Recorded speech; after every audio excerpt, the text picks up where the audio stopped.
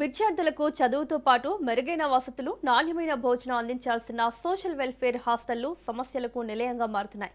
రాజన్న సిరిసిల్ల జిల్లాలోని చిన్న బోనాల సోషల్ వెల్ఫేర్ రెసిడెన్షియల్ హాస్టల్లో వసతుల లేమి, అధికారుల నిర్లక్ష్యంపై విద్యార్థులు, తల్లిదండ్రుల నుంచి తీవ్ర వ్యతిరేకత వ్యక్తమవుతోంది.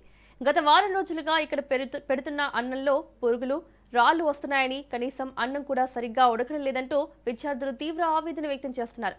మరోవైపు హాస్టల్లో బాత్రూంలకు సరిపడా నీటి సౌకర్యం లేకపోవడంతో పాటు కనీస శుభ్రత కూడా పాటించడం లేదని విద్యార్థులు వాపోతున్నారు. దీనిపై మరింత సమాచారం మా ప్రతినిధి మహేంద్ర అందిస్తారు.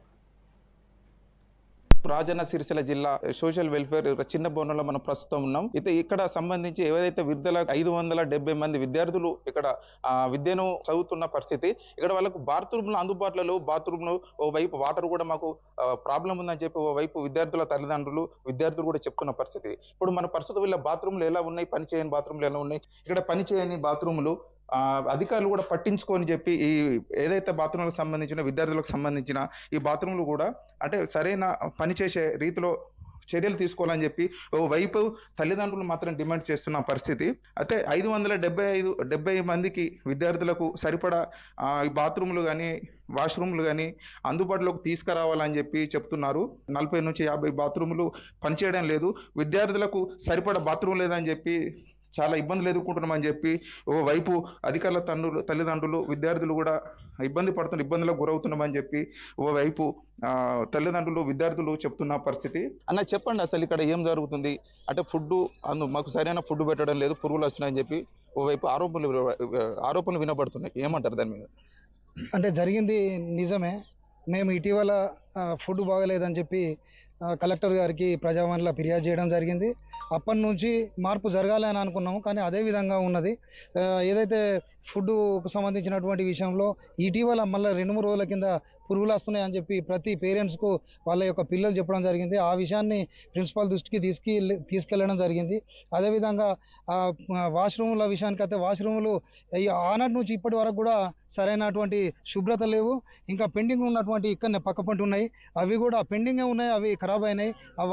వాడినే వాడుతూ ఉన్నారు. కాబట్టి పిల్లలకు ఊకే పదన ఉండడం వల్ల ఎలర్జీకి కూడా వచ్చే అవకాశాలు ఉన్నాయి. కాబట్టి కలెక్టర్ గారు ఎప్పటికప్పుడు పర్యవేక్షణ చేసి వీళ్ళపైన ఈ యొక్క సిబ్బంది పైన కూడా కొంచెం చర్య తీసుకోవాలని మేము పేరెంట్స్ అందరి తరఫున కోరుకుంటూ ఉన్నాం.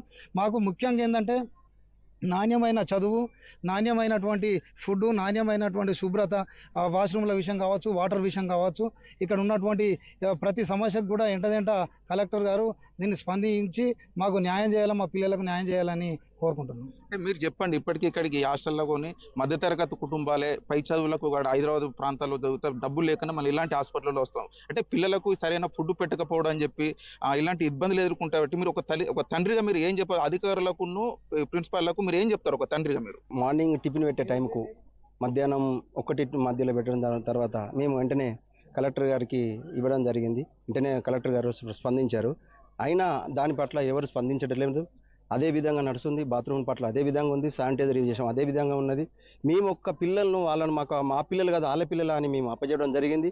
దాని దృష్టిలో మేము లేని పిల్లలు కాబట్టి, పేద పిల్లలు కాబట్టి ఇక్కడికి వేయడం జరిగింది. కాబట్టి ప్రిన్సిపాల్ గారికి కంప్లైంట్ చేస్తే ప్రిన్సిపాల్ గారు కరెక్ట్ అయిన రెస్పాండ్ లేకపోవడం వలన మేము వచ్చి ఈరోజు అందరి పేరెంట్స్ కలిసి ఇలా పిల్లల గొంతుతో మేము విని వాళ్ళని పోయి అడిగితే మేడం గారికి ఈరోజు మేము కంప్లైంట్ చేయడం జరిగింది.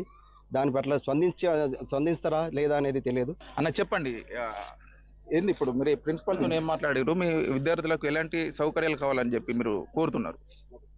అన్నంలో ఏది తెల్ల పురుగులు కానీ లక్క పురుగులు కానీ ఈ విషయంలో ఊకే ఇంతకుముందు రాకుండా ఇప్పుడు వస్తున్నాయి. మరి ఇట్లా ఎందుకు మేడం? అది చేయించండి, బియ్యం చేయించి మంచిగా ఒక 5 సార్లు కడిగి పెట్టమని చెప్పి మేడం కూడా చెప్పినాం. మళ్ళీ వాటర్ ప్రాబ్లం, శానిటేషన్ ప్రాబ్లం బాగున్నది.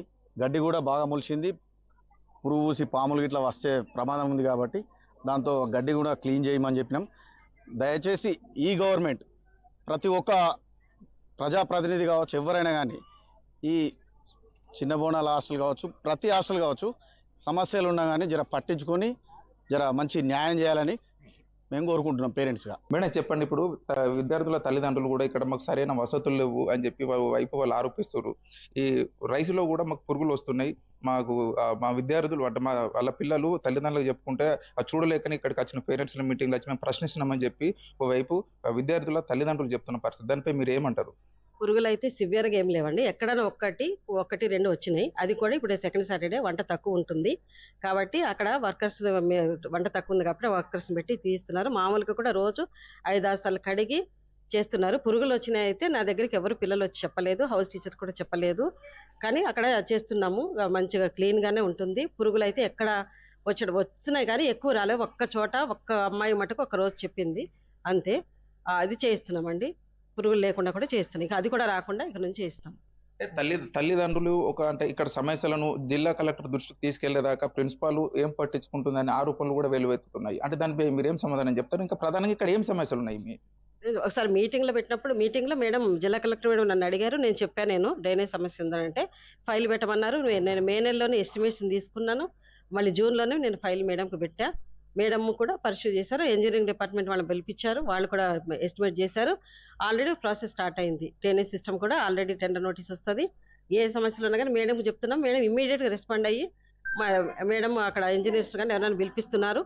అది సమస్యలన్నీ మేడం క్లియర్ చేస్తున్నారండి, ప్రాబ్లం ఏం లేదు. ఏ సమస్యనా మేము మేడం చెప్తున్నాము, మేడం ఇమ్మీడియట్గా మాకు చాలా హెల్ప్ చేస్తున్నారు. ఇటీవలనే ఒక నెల రోజుల క్రితమే జిల్లా కలెక్టర్ కూడా ఆకస్మిక తనిఖీలు చేసి ఉన్న స్టాఫ్ పై కూడా సీరియస్ కావడం జరిగింది.